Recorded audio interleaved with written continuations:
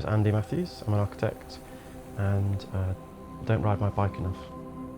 So I've been an architect since 2009 when I qualified and started my academic work in '98. So it's been a while now.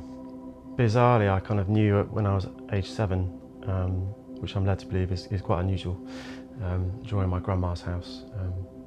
Not my best design work, but something that interested me from a young age. And I've never thought I wanted to do my own thing. But also, I always liked the idea of almost like completing an apprenticeship, if you see what I mean. So I felt like I'd kind of learnt enough that I felt confident I might be able to do something on my own, if that makes sense. So we set up on our own about almost three years ago. I don't know, let's call it context or urban grain or something like that, but I think some architecture leaves me a bit cold, and I'd rather find something that's a bit more rich, textured or interesting or quirky or unusual, you know.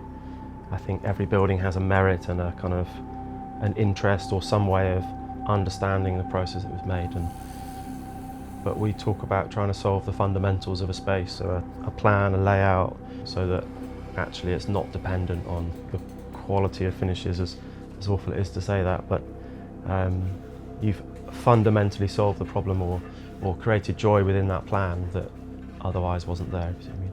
And a lot of what we do is unpicking ad hoc interventions and kind of planning those spaces so that they're much more pleasant to use or they're less awkward to use, and also playfulness in architecture is a thing that, you know, we don't have enough of, I think.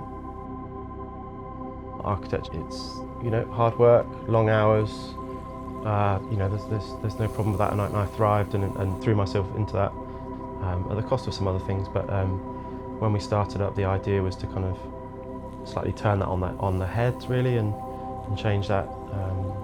And I think one of the goals is always to employ people who are probably better at their jobs than you, so that you can do other things. I think we want to find joy in everything we do and co-create our work, you see what I mean? I don't think there's any point in starting your own thing and then just doing what we did before. That seems nonsensical to me, really.